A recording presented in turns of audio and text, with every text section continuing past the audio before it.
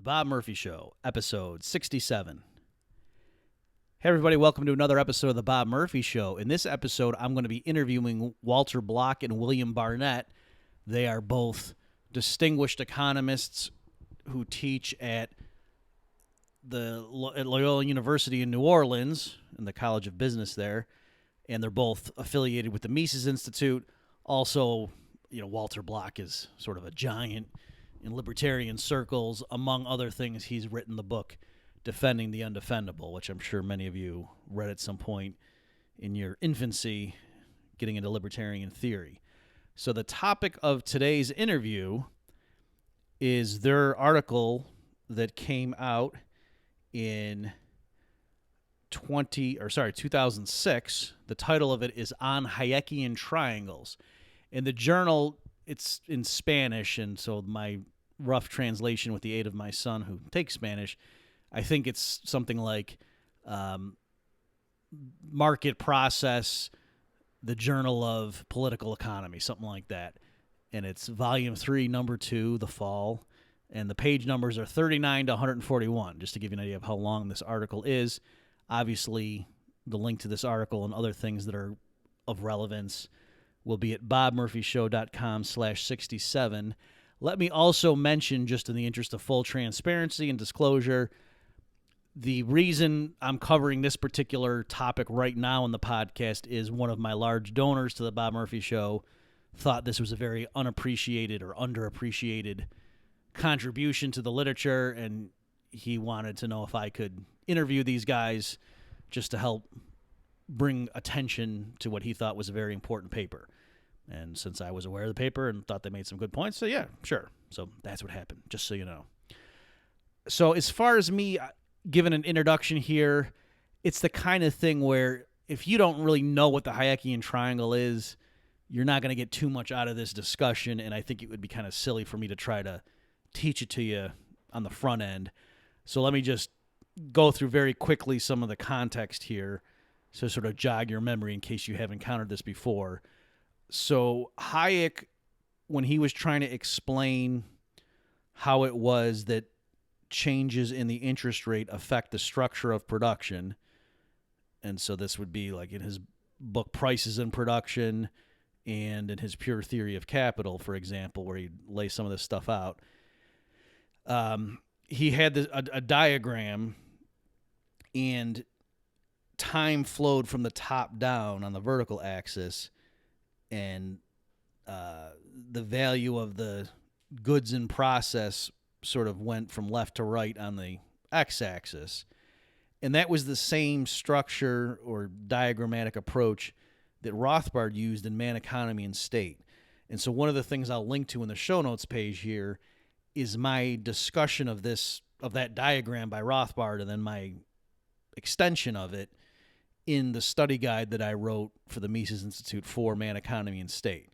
All right, so if you want to sort of quickly get up to speed with the stuff we're talking about in this interview, if you read my chapter in the study guide I did for Man, Economy, and State, where Rothbard has this diagram, his version of it, that probably would be enough for you to get a lot out of this interview. I'll put it that way. But strictly speaking, where what we're taking as the starting point in this discussion is Roger Garrison's use of the Hayekian triangle. And one of the innovations Garrison did was he rotated it.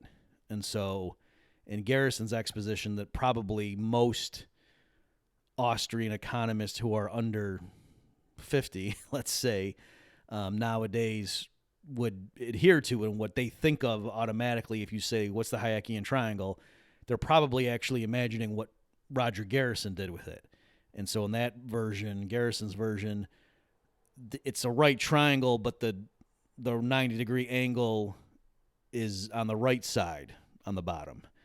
Okay, and so then on the left side is where the tip of the triangle starts at the 0 point, and then the triangle, the hypotenuse is on the top, going from left to right, going upward at an angle. And so there, in Garrison's view, time is going from left to right on the x-axis, And that also corresponds to the stages of production. So on the far left, you've got something like mining. Then as you move to the right, it's manufacturing. As you move to the right, it's wholesale. As you move to the right, it's retail. As you move to the right, then it's final consumption. So that's kind of the way it works.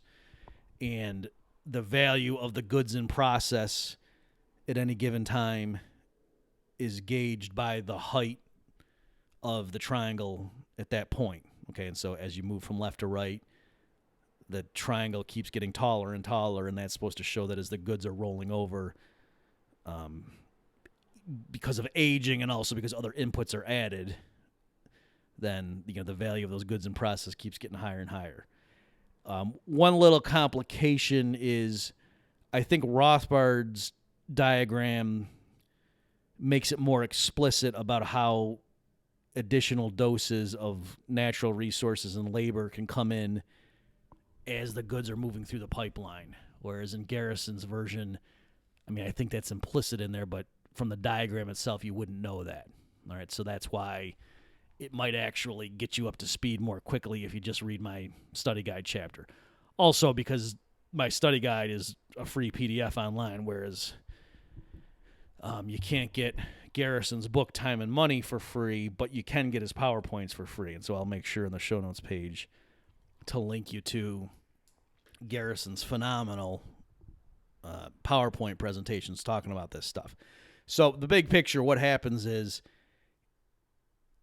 if the banking system pumps in artificial credit or unbacked credit, and that makes interest rates fall, what happens to the triangle? What happens to the structure of production that the triangle represents?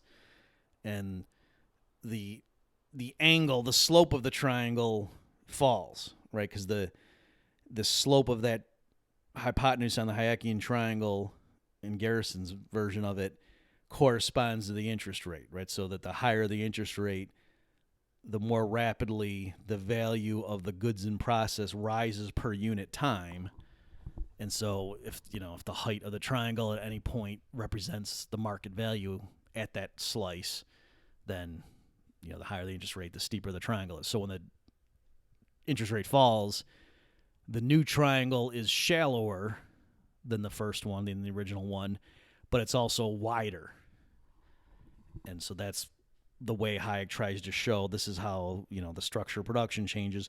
And this corresponds to Böhm-Bawerk's original approach where a lower interest rate corresponds to a more roundabout production process where the original factors of production, land and labor, or natural resources and labor, the doses of those that get inputted into the production process are tied up for longer before the final consumption good comes out of the end of the pipeline.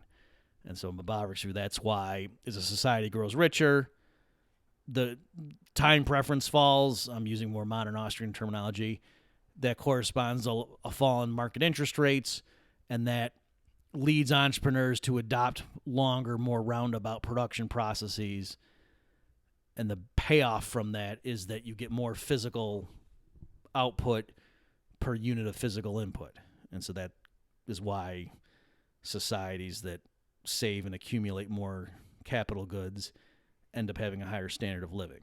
Okay, so I'm taking a lot of shortcuts here, this little exposition. This is a huge area. This is what my dissertation was on, for example, but that's the gist of it. Okay, so that's the kind of stuff we're talking about, and you can see how that ties in with Mises' business cycle theory, where if the interest rate is wrong, it leads to an unsustainable lengthening of the structure of production. I'm sort of mixing Misesian and Hayekian terminology there. And again, Garrison thinks he can explain the Misesian Hayekian business cycle theory to a neoclassical economist using the Hayekian triangle in conjunction with a PPF and then the loanable funds market diagram and things like that the neoclassical economist already has in his toolbox. All right, so that's probably a good spot for me to stop with my summary.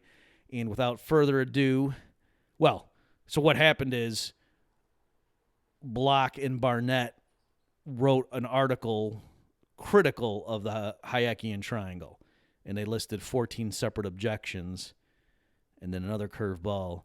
Walter ends up concluding that let's just keep all these problems in mind as we continue to use this concept as a pedagogical device, whereas Bill Barnett thinks, no, this thing is unsalvageable. There's too much wrong with it. Let's just get rid of it. We don't need it. Okay, and so that's the starting point now for this discussion I had with Walter Block and Bill Barnett. Hope you like it. Well, welcome, Walter and Bill, to the Bob Murphy Show. Glad to have you here. Thanks for inviting us. Our pleasure to be with you. So now, as I explained to you guys before we just started recording here, I have separately introduced the concept to the listeners, so they should have a basic understanding of what the Hayekian triangle is. And if they don't know, they probably skip this episode anyway. So this is for the true geeks out there who really care about this stuff. So your article listed 14 separate objections or concerns you had with the use of the Hayekian triangle.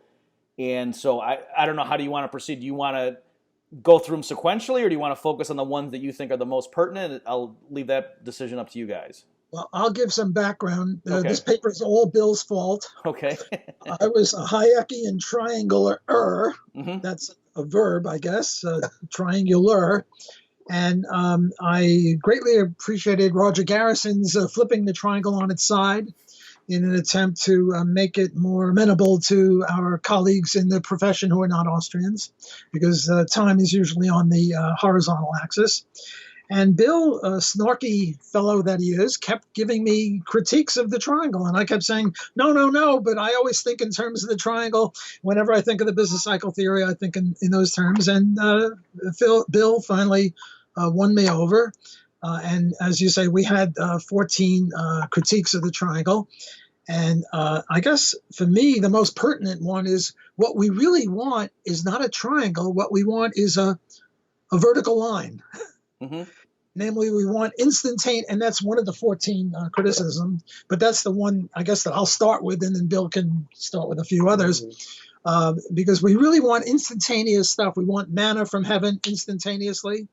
And this idea that the triangle has to get longer and narrower when the interest rate goes down because of the time preference falling is highly problematic, given that what we want is not a low, thin triangle with a low interest rate given low time preferences, but we want a vertical line. So that's one problem with the triangle. Can you elaborate? When you say what we want, do you mean as acting individuals, or do you mean as economists? As acting individuals. In other words, okay. a vertical line would say that the time from the time that a consumer wanted something till the time they got it was instantaneous. Mm-hmm. The period of production, if you want to use that horrible term, is instantaneous. I mean, that's what we would like. Right now you say, I want a steak dinner. Boom, there it is. That's... See, and that would show that the time dimension would be shortened to zero, not stretched out along the horizontal axis. We want post-scarcity anarchy. Well, not post-scarcity anarchy, but post-scarcity economy. Yeah, right. And you would want the horizontal, the vertical axis to be as high as each individual wanted. Depending on what they wanted. You may want a steak dinner. Somebody else may say, I'm perfectly happy. I don't want anything. Well, then theirs would be low. I think two things you need to look at here, Bob, two big ones. Walter hit on, sort of the ultimate, what if we had post-scarcity, mm-hmm. what we would look at. I think but looking at the triangle from a technical point of view and from the way it's always been used, I think there's two big problems. One runs throughout anything having to do with macroeconomics, and that is aggregation. Mm-hmm. The aggregation that's going on in that triangle is just absurd. Okay, that's the first thing. But the second thing, and this is what really, or one of the things that really got to me, if you think about the triangle and the way we show it, Garrison shows it in his book, this is where it always does. You have a triangle, and then we say, okay, well, let's see what happens if the interest rate goes down, right? So instead of you having a steep hypotenuse, the hypotenuse becomes flatter. But notice that the hypotenuse then stretches out further to the left. Mm-hmm. Okay? Well, the original, I mean, if you think about it, what you're doing is looking at the end product, the consumption, the value of consumption on the vertical axis, all the way to the right. And what you're doing is backing up in time. And so that is completely inconsistent with Austrian understanding of economics.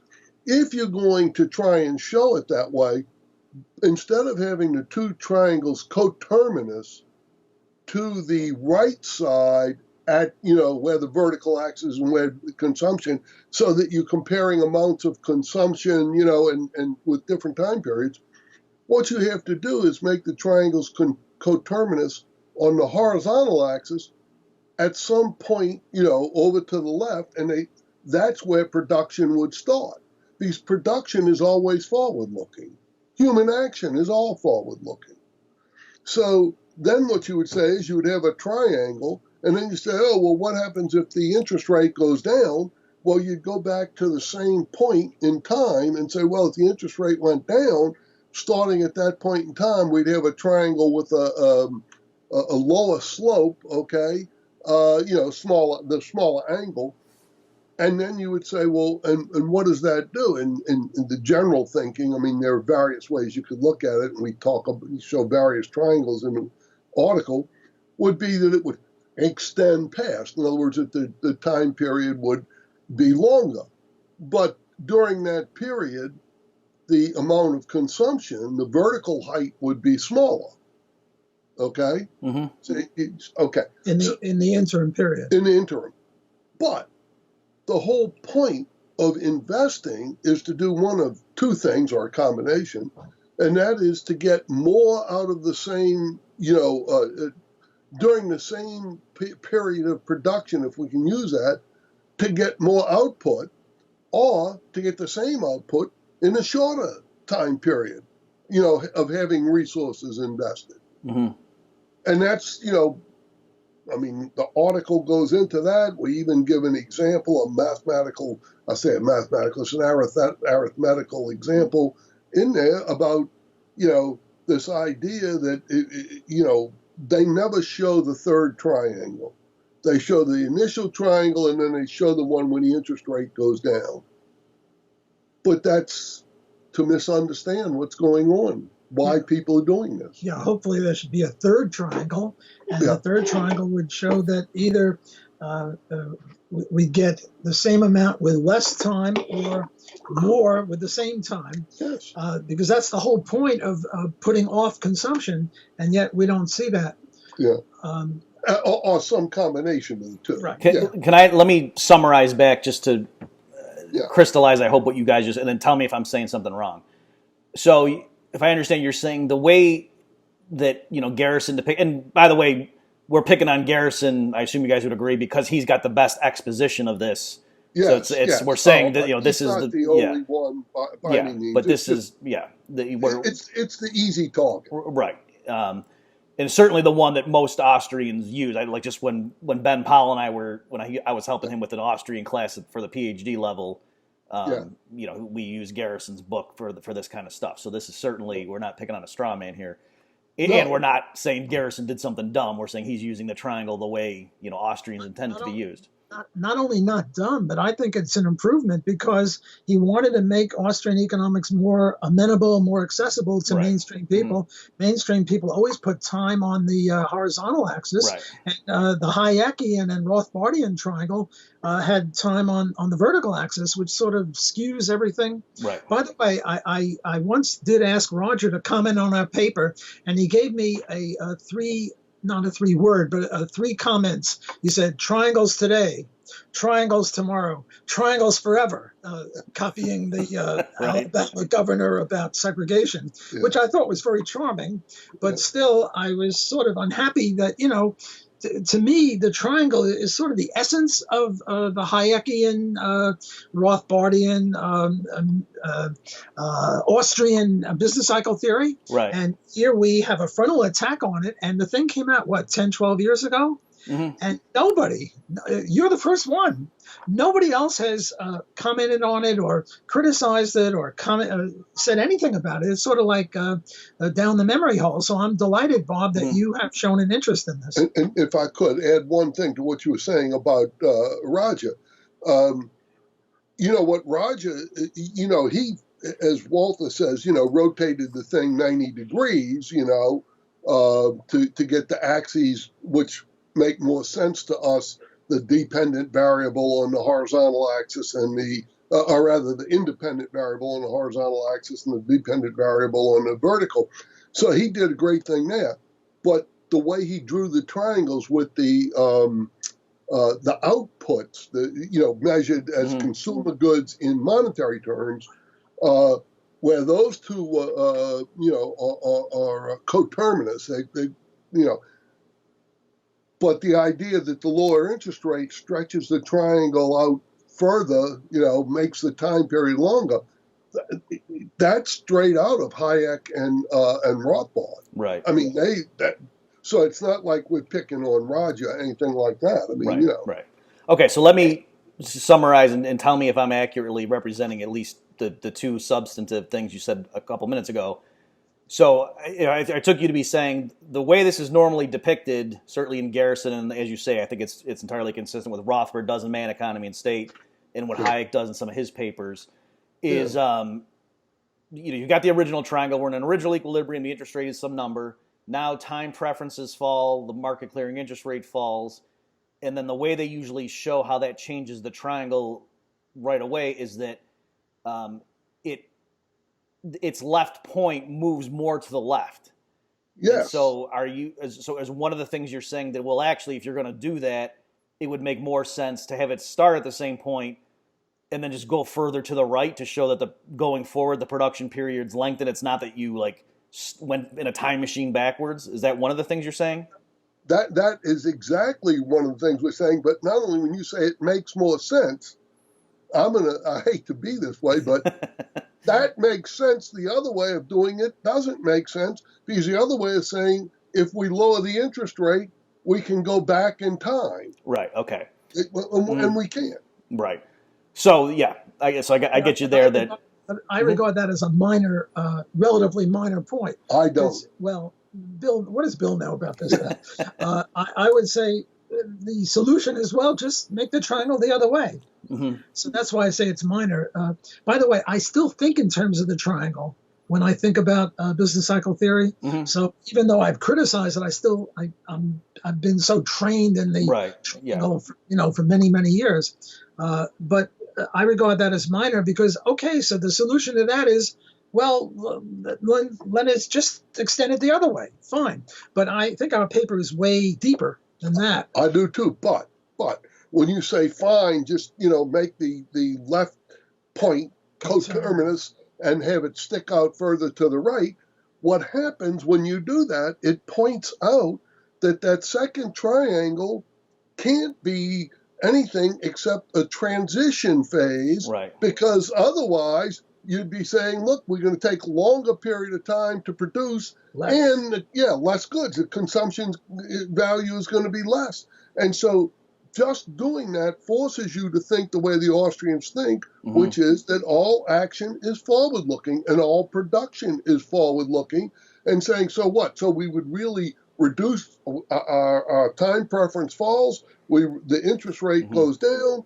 we extend the period of production for a longer period, and we get less goods. Okay, yeah, so you're hitting on the second main point that, you made, Bill, 5 minutes ago when you went off there for a second, is you're saying, okay, so that's one thing, that the way they depict this normally is the interest rate falls, the triangle, the angle on the left side of the triangle goes down, and that's the whole point, that the slope of the triangle is supposed to somehow reflect the interest rate.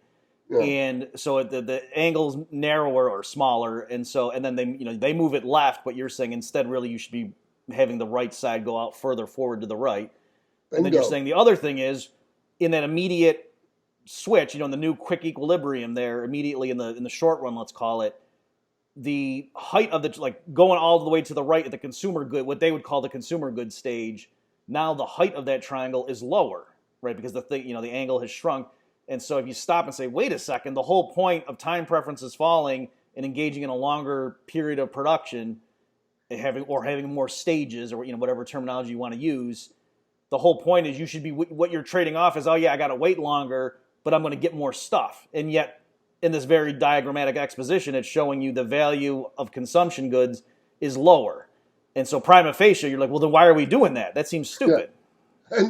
And so that forces you to say, well, wait, that interim period, that when your saving and investment goes up, that's an interim thing.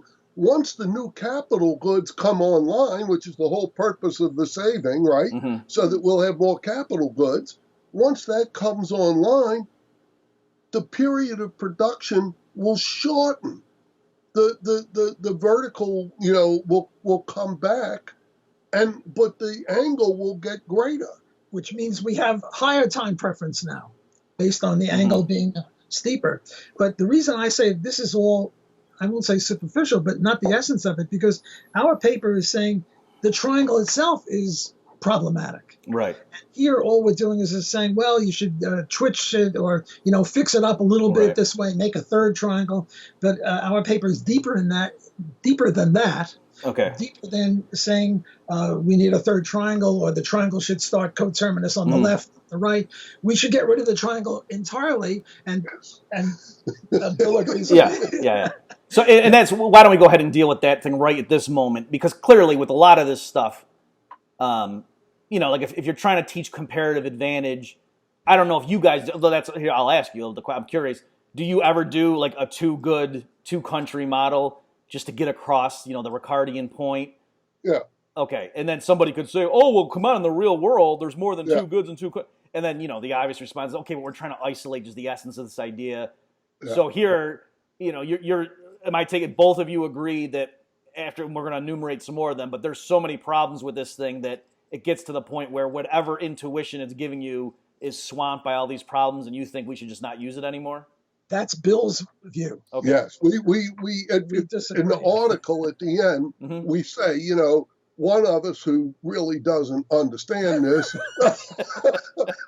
thinks that it's salvageable as a pedagogical device, and the other of us becomes a purist, a Rothbardian, and says, no, we're going to be pure.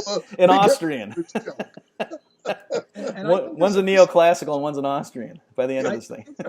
I think there's a disanalogy between the two country model and the triangle. There's nothing wrong with the two good triangle, except it's very simple. Right. But what's wrong with simplicity? Occam's razor, all that. Right. We're saying that the triangle is problematic to its core. Sure. And yet, weirdo that I am, I still use it. Certainly we have to teach it, right? Because it's part of our tradition. Right. So I'm a little, I would say, self-contradictory, although Bill might say that I am self-contradictory. I'm saying it's wrong from the get-go, and yet I still, as a heuristic device, get something out of it. Another example of Walter the moderate block. It really is amazing. Also, I mean, as we're joking around here, let me just mention, this is yet another example of why Austrian economics is not a cult. You know what I mean? Like, we're sitting here having fundamental disagreements and so on. Yeah, of course. Of course. I mean, I agree with that. Oh, absolutely. I can't even spell cult. Look, we all criticize each other. Murray criticized Mises. I've criticized Murray. Hans criticizes me. I criticize him. I think you and I have disagreed on Hans's argument from argument. We're all disagreeing with each other, yet we're all friendly. It's absolutely not a cult, and I think that's a vicious smear of Austrian economics. I think another thing, Bob, to go, I think where you were going, but some of the more fundamental things rather than that. Number one, it's typical macro, mainstream macro in the sense of over-aggregation. Aggregation is a problem, period, in macro. Okay? I don't care whether it's the C on the vertical axis, how do you measure that? How do you measure consumption, and all that kind of stuff. And then you get into the issue of price indices and all that. So I think that's part of it, the over aggregation issue. I think another big thing is if you look, there's a confusion on the horizontal axis about what are we measuring there. Are we measuring stages of production or are we measuring time? Mm-hmm. Okay. And the whole concept of stages of production, I guess, please, Bombaric, don't roll over in your grave. But the whole concept is faulty from the word go. It's incoherent. What is a stage of production? If you look at, I guess it's Garrison in one place. He starts, mining, manufacturing, something, whatever. Wholesale retail. Yeah, wholesale retail. Mm-hmm. I mean, that's just not it, okay? That's not the way the world is. So you can't talk about stages of production in a meaningful sense, in my opinion. Can I ask, can we hold, because this is a separate issue, let me just circle back to do one last thing on the previous one about the triangle and like being a sort of intermediate one, and you're saying there's got to be a third one? Because I think because I realized when I would teach this stuff, I think I would do what you guys are saying, and when I wrote the study guide for Man, Economy, and State on Rothbard's version of it, I think I said a similar thing. So tell me if you agree with this. I think the way Hayek or Rothbard and maybe Garrison would handle the objection you just said, that wait a minute, in the immediate response to a fall in time preferences, and then the vertical height of the right side of the triangle goes down, so then you wonder what's the point. I think what Hayek would get at, and this was that famous thing where there was like the essay contest to explain if people save more and so there's less spending, then how does that not make the economy contract? And there was like a prize given to the winner, and Hayek went through and reviewed all the essay answers and said, actually, no one's really given the right answer to this question. And so he is a non-Keynesian thought that it was that it was a wrong-headed question. And so I think that what they're trying to capture is to say right away, if there's just a total, there's looking like the national income accounts, if people all of a sudden save more, then total consumption spending across the economy does drop. And so, yes, spending in the last stage on consumption does go down, and that's the immediate impact. But then notice, once you start that longer chain of production over time, it builds up. So tell me if you think this is what they would say, and then you can respond. I think they would say the immediate newly configured triangle that you're calling the intermediate one is just showing the spending across the various stages, as it were, does change. And yep, spending on consumption has gone down, but then but now we start running the clock in real time, and then those goods are rolling over, and then I guess the triangle over time gets fuller or something. So it's just a lot more complex than that two static picture shows. This is the point. Who's your audience? Can I say damned? Yeah. No F-bombs, but yeah, you can say damn. is so simple that it's simplistic, Bob. So think about this. And this is part of the problem. On that horizontal axis, you can have stages of production, or you can have time. Stages of production we throw out because it's a meaningless concept. It's incoherent. So you have time, but the problem is what's going on in the country or the economy at any given time is not one production process. Mm-hmm. So you can take that, and Walter uses this example, and I use it for certain things in my class, but I'm sure Walter is equally careful when he does this. Here's the tree that's growing, and as you go out to the right, the value added increases until at the end point you have the full value of the tree or the wine aging or whatever it is, right?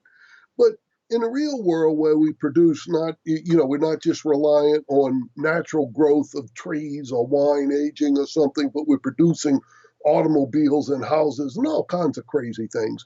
Then what happens is if you draw one triangle, that's a production process for one good. Mm-hmm. So then you have to, at the same time, you're starting other,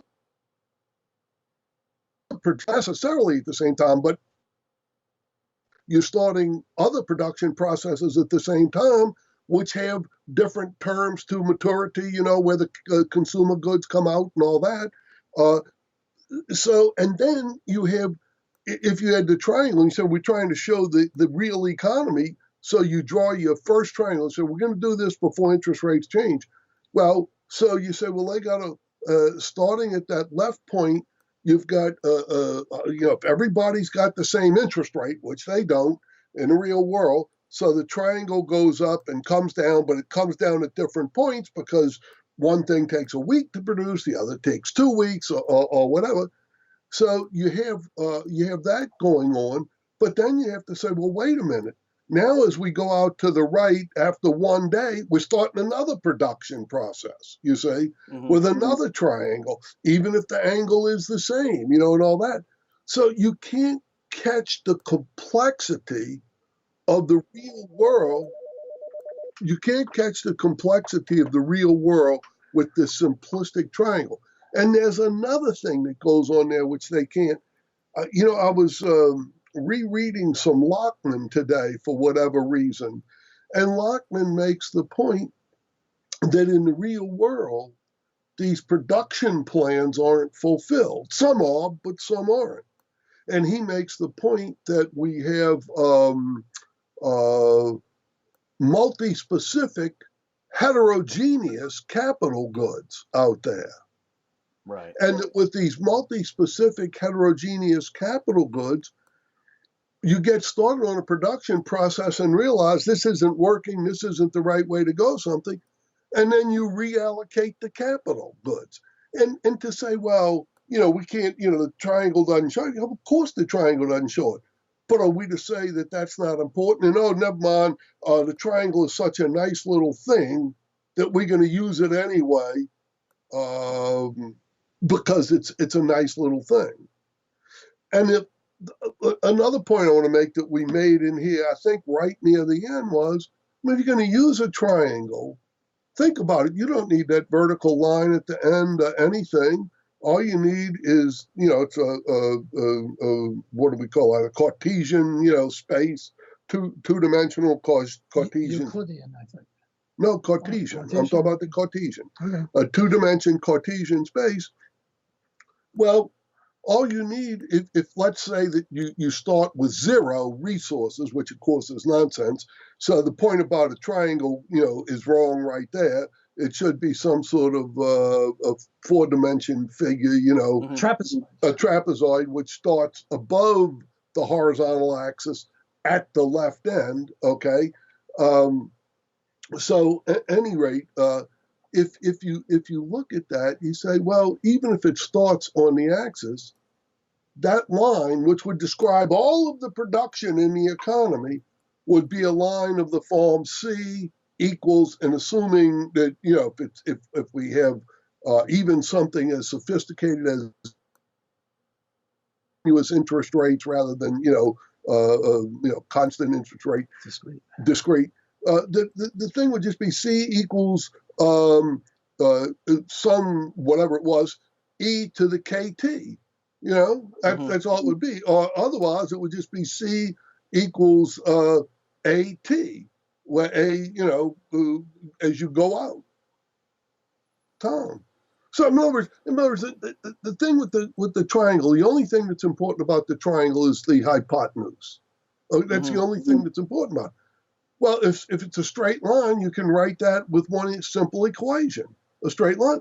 Even if it's not a straight line, if it's curved, if it's an exponential curve, you can write that with one equation. So this is the typical stuff with the mainstream. We're going to make this so simple because we can explain it to people and they'll think they understand it or something, when it's so much more complex than that it's unbelievable. And so to say, well, we're going to catch the complexity of the production of a modern economy with one equation, Bob, one equation. We might as well go back and say, okay, we're all soloists, and we're going to use the solo equation, right?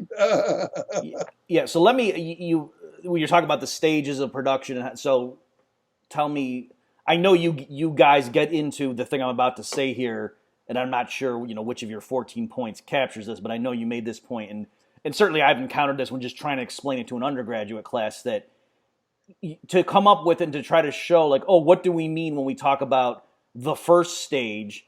I said something like, oh, well, like planting wheat, and so you use like loaves of bread are going to be the final consumer good, and there you can walk through planting the wheat, and then you send it to the miller, and he sends the grain to the baker, and he blah blah blah. But even there, nobody plants wheat with their bare hands in a modern Bingo. economy. And of course, we're not saying something Bombaverick himself didn't know, and he tried to grapple with this stuff. But it is difficult, right out of the chute, like you're saying. It's not even like you can come up with one example that actually works, because in anything, you're not starting with the raw forces of production, nature and labor. It's step one, and then you're just saying, oh, now we're going to have more stages, because you'd have to go back in time to the Stone Age to actually get a pre-capitalistic. But even if you start now, the stage, right. In other words, what is a stage? Is it when you sow one seed, or when you sow two seeds? I mean, what is a stage? I'm serious. I mean, what we're talking about is human action, and human action is discrete in that sense. One human action after another through time. Mm-hmm. Well, each human action, if we talk about production, is a stage of production. Another minor problem is you can't have one axis do two things. Yeah. The vertical axis is money, fine. The horizontal axis is stages of production and also time. And again, that's a superficial problem, because if you want to eradicate the triangle entirely, that's the deep problem. Right. But if you want to fix it up, you can say, okay, well, we'll drop stages, we'll just keep time. That would be a solution. Okay, we'll use a trapezoid instead of a triangle. Fine. We'll make the left side contiguous, not the right side. Fine. Those are all sort of ways of, what do you call it, putting lipstick on a pig. Lipstick on a pig, or I don't know, a Band-Aid on a cancer patient or something like that. You got to go more deeply. And one of the ways that we go deeply is we say, well, if we're not going to use the triangle, what should we use? And the answer is elasticity. Let me, before you, can I ask about just one thing I want to make, and this goes to what he's saying right there. What are you going to use now? Mark Skousen, okay, has a book out. It's in the second edition, I think, or whatever. What's the name of Skousen's book? You know the book I'm talking about? Go. No. This is his book on macroeconomics, basically. Do you know the book I'm talking about? I think I do know, and the title's escaping me. All right. But somewhere in there, he's got this thing about the production process. I think it had to do with oil, getting crude oil and turning it into refined products or something. Mm-hmm. And when you look at it and you think about it, the complexity of something that we think of as that simple and that necessary. Oh, I want gasoline for my car. Production process, well, we get crude oil and we refine it, there's mm-hmm. another stage, and then we sell it, come on, give me a break, I mean, it's so, when I saw that, I said, I don't know, and he did, cite wherever he got it from or something, but I said, boy, this is really the kind of thing that people need to look at for this one good, right? To see how complex the production process is. And I think, underneath it all, that's the critical thing, how complex the production process is, including, when you get through with this and you say, oh, God, they wasted a lot of time on this. We'll just cut some of this out, and redirect that capital, somewhere else. Right.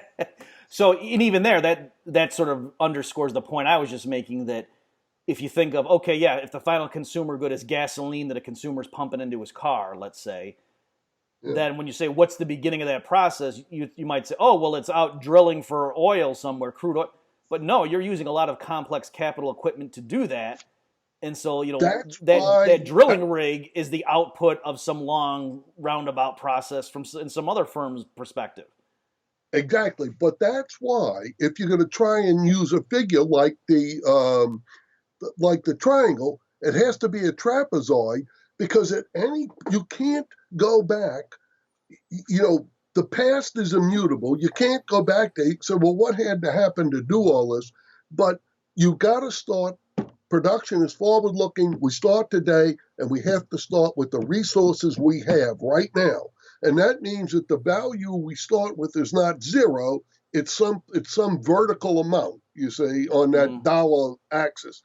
And then goes up after that as you start to produce using the stock of resources that you already have. But to say it goes back to zero is just nonsense. Because like you say, you trace that all the way back. I mean, we're going to go get Cain and Abel in on this. You know?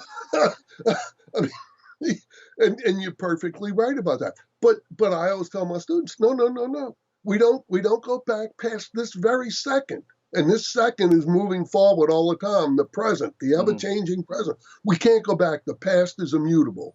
And we're always, I draw a little triangle, pointed thing like a mountaintop, and I show somebody walking and the mountaintop is moving. The whole thing's moving. I said, the past is immutable. You can't do anything with that.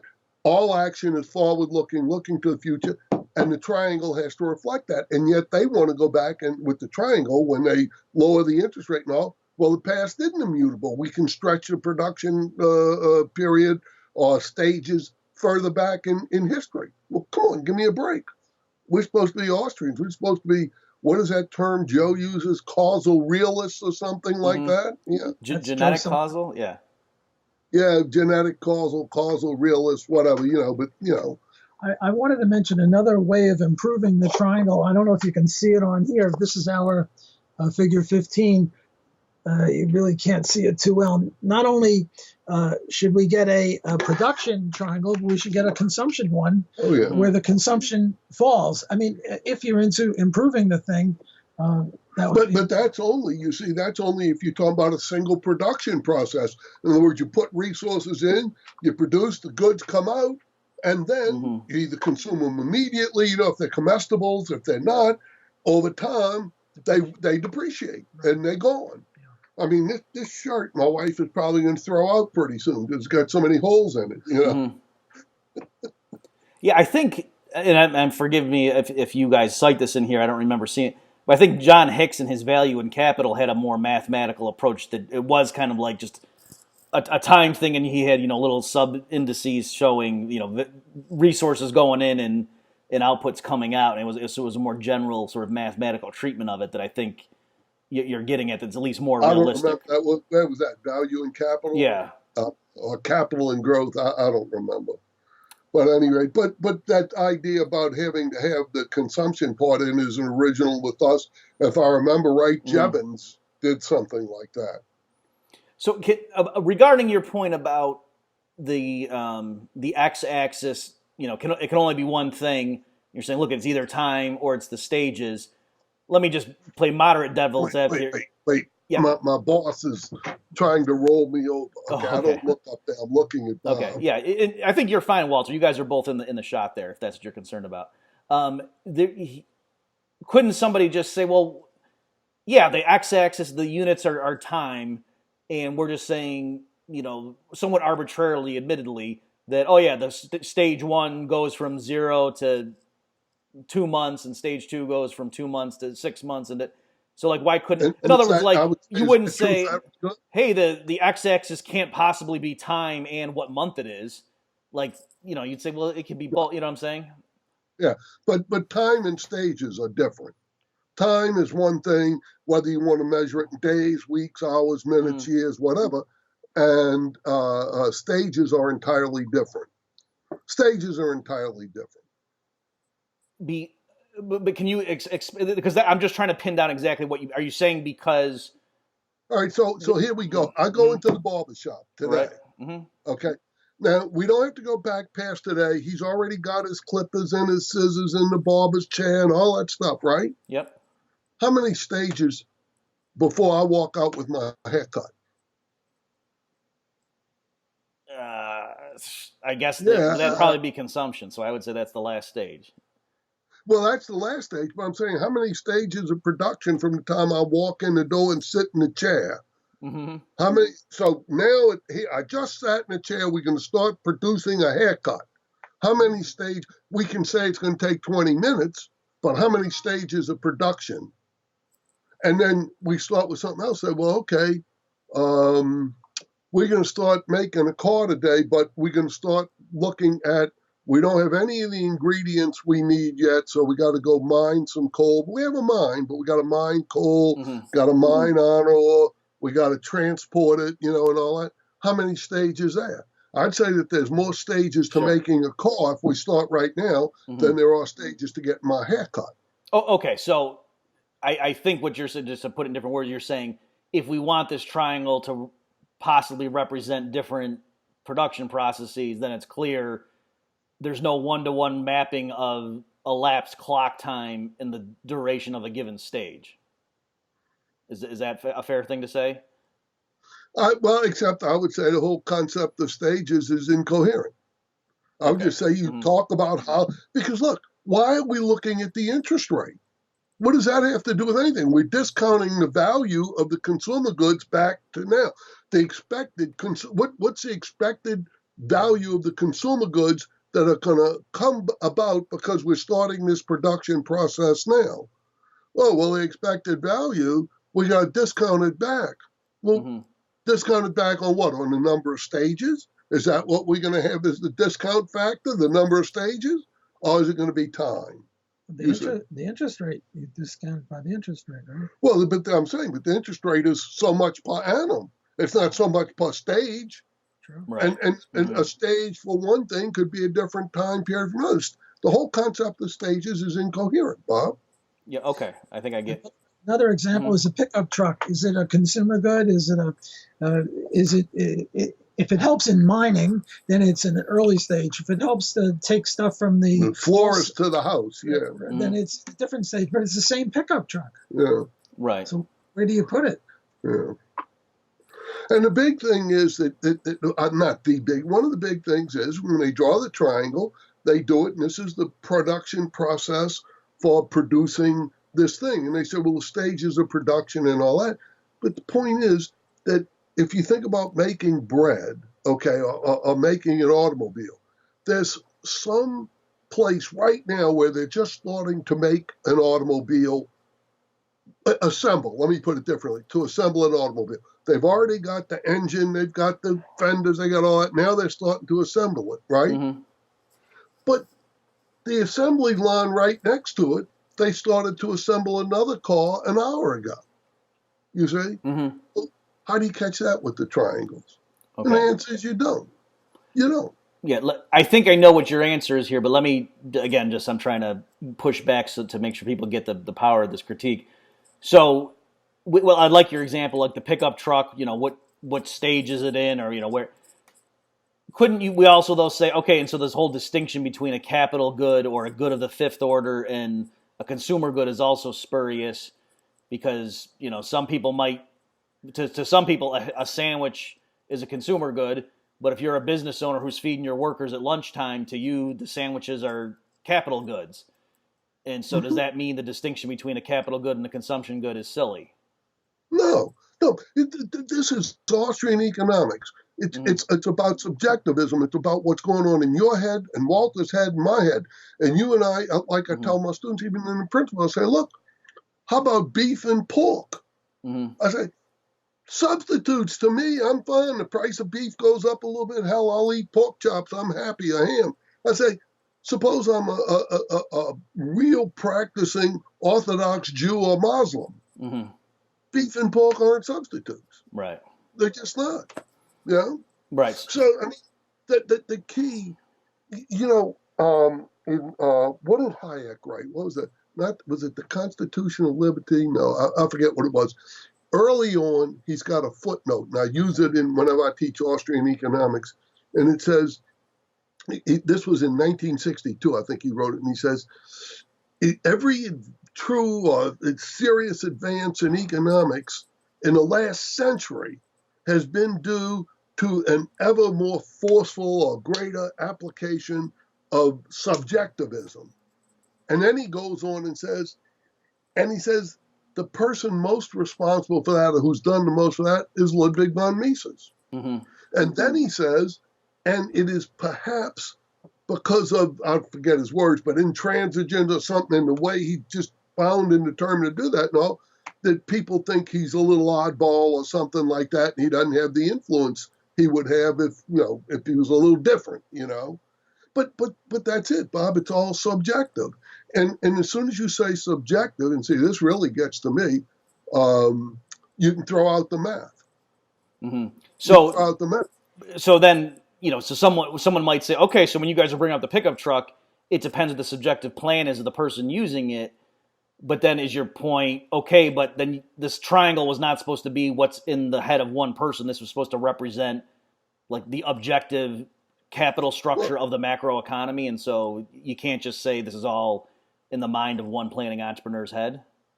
But if we're trying to understand purposeful human action, then there is nobody out there except some hubristic economist, okay, who thinks he's God, who has in their mind the whole structure of the economy, right. Everything. What there is Walter, the entrepreneur, and Bob right now, the entrepreneur, who has their own little plan about doing things, right? And not worried. I mean, are you really worried about the structure of production of tea in China? Right. Yeah, that's a good point. Yeah, and it's funny. A lot of these things you're saying, when I would teach this stuff at the undergraduate level, I would catch myself and have to say, now it's true. It's not like the guy in the manufacturing sector really cares about 2 stages ahead or 3 stages back. He just sees it. So it was sort of a the market prices percolate backwards and eventually in the new equilibrium, blah blah blah. But so I am agreeing that a lot of these things you're bringing up, I have run into the roadblocks myself when just trying to teach this. That's why this is just part of it. This triangle is a methodological device, right? It's a pedagogical device. Mm-hmm. But you go back and you say, look, what is this all about? Walter and I won't agree. He's going to use the P word, but I try and avoid that as much as I can. P word? Praxeology. Oh, praxeology. Yeah, I didn't know which P word you meant either. I've heard of that. but to me, I say, look, what is this all about? Why are Austrians different from the mainstream, whether it's Marxists or neo-Marxists or the neoclassics or whatever, post-Keynesians, whatever. It's our methodology. It's our methodology. How we go about trying to understand human action, purposeful human action. We think in terms of individual, so methodological individualism, methodological subjectivism, that thing I just quoted you from, quasi-quote, from Hayek, and then all the other things that we do with our methodology, including deduction, and that type of thing. Taking into account the true, and this is the triangle, one little thing, the true heterogeneity of the real world, whether it's the heterogeneity of you versus Walter, or the heterogeneity of this desk versus the desk you're sitting at right now, or whatever. The true heterogeneity, and in the face of the true uncertainty of the Knightian type, right? Not risk, but uncertainty. And all those things that we feed into our methodology, where we go about trying to understand, and what's the word Mises uses, I think, verstehen, right? Mm-hmm. Other people have used and gotten called on it for talking about hermeneutics, right? But the idea is we're trying to make this intelligible in terms of what's going on in the mind of acting man. Okay, at this point, let's pivot. And so I think people could, probably most listeners, I'm sure, understand what you're saying, and maybe some of your criticisms they think are serious, and others, not a big deal.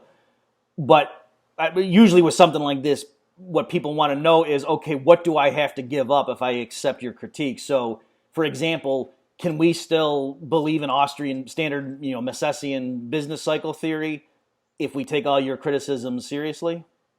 Absolutely. That's what I research. That's what I write about. That's what I study. That's what I try and teach my more advanced students, Of course. But it does tell us that, to my way of thinking, that it means we don't have all the answers. Mm-hmm. We don't have all the answers. But if you ask me, what is the closest we can come right now to understanding fluctuations, as Hayek would have said. It's the Austrian business cycle theory. And actually, ironically, there's no triangle in human action or in any of Mises. So it's kind of funny that I just said, "Oh, do we have to give up Mises' theory without the triangle?" And Mises himself didn't use the triangle, so maybe that's the answer. Not only is there not a triangle, there are no supply and demand curves either. Right. One of the articles that Bill and I wrote had the title something like Mises never had supply and demand curves. Was he wrong? Or well, the title was The Anti-Mathematicality of Demand Curves. Supply and demand But curves. the title just said demand. And the point is, you Bob, you know enough math. I know a demand curve slopes downward, right? Mm-hmm. So you got quantity on one axis, price on the other, and you got some other variables, right, that have to be to locate the downward sloping curve in that space, right? Mm-hmm. Like income, prices. Right. So you pick one point on the curve, and you go down and you say, okay, the price comes down and we go over here. In terms of pure math, that's a line, a straight line. That's easy enough to understand. You can write the equation. If it's y and x, y equals a minus bx, that'd be a nice straight line downward sloping. But in economics, we have to ask, why does it slope downward? And as soon as you say, well, because the marginal utility is lower down here, at a lower price than it is at the higher price, right? Mm-hmm. Well, you've introduced a variable. It's not in anybody's, in books, textbooks, anything, in any of the demand functions. Mm-hmm. People leave it out. And my point is, as soon as you put it in, you can't use demand curves anymore. Now, I haven't given those up because for the freshmen, you have to use that. That's exactly the way I think of the triangle. Yeah, but you're wrong. Okay, well, let me ask you that. So, do you think there's any sense in which, so when the interest rate comes down, are you okay saying entrepreneurs invest in projects that are longer than there are adequate savings to finance, or do you think even that's too aggregative of a statement? If the interest rate comes down because of artificial bank manipulation, obviously. I was going to suggest that, yeah. Someplace, I think Walt and I wrote this together, but I'm not sure. We make the point that, if you increase the supply of loanable funds, using a loanable funds graph, mm-hmm. interest rate comes down, right? Mm-hmm. But that's not necessarily true. See, we got to get into people's heads. So the bank gets more reserves or whatever, and it increases the supply of loanable funds, so interest rates come down because the demand for loanable funds slope downward, right? Mm-hmm. But suppose the banks look at that and say, well, we have an alternative. And what is that? Well, remember, and this is why we got to know our math to stand up to these people, okay? Because they use the math, and remember, every time you draw a graph, you got math behind it, mm-hmm. okay? Every curve has an equation, okay? So you look at that and you say, well, wait a minute. Think about the demand for loanable funds. As you move down the curve, the interest rate's going down, and the quantity of loanable funds demanded is going up, right? Okay, we mm-hmm. see that. But everything else is being held constant. Okay? Well, one of the things that's being held constant is the risk factor. So now, if the supply of loanable funds increases, but the bank says, oh my God, the interest rate's going to be so low, I don't know, I like that. You know what? I'm going to try and keep the interest rate up. How? Well, I'm going to allow borrowers who before I would have considered too risky to now borrow. In other words, I am going to shift the demand curve outward. Think about that. The bank is going to shift the demand curve for loanable funds outward by letting less creditworthy borrowers into the market. Now, if they shift the demand curve outward, right, then the interest rate won't fall as far as it would have. Might not even go down at all if they shift it out far enough. Sort of like a Giffen good? No, not like a Giffen good, because, now what you've got is the supply of loanable funds, the bank increases that and then says, this is going to be problematical. Let's increase the demand for our funds. How can we increase the demand for our funds? Look what they're doing in the credit markets right now, letting anybody and his brother come in and borrow, right? Yeah, and just to make sure the listener's not getting lost there, because what you're saying, Bill, is because normally people are like, wait a minute, how could the supply side have anything? Because you're saying when we draw like the demand for loanable funds, if there's one crazy guy who says, hey, even at 1,000% interest rate, I'm going to build a time machine and go back and bet on all the sporting events, so I'd be willing to borrow a quadrillion dollars. We're not going to plot that point on the demand curve because we're going to say that doesn't count. The banks won't take him seriously. And so we're building in like borrowers of a certain credit quality when we draw a demand curve. Yeah, exactly. And the banks decide what that is. Right. The banks, you and I go into the bank, and they look at us as equally credit worthy.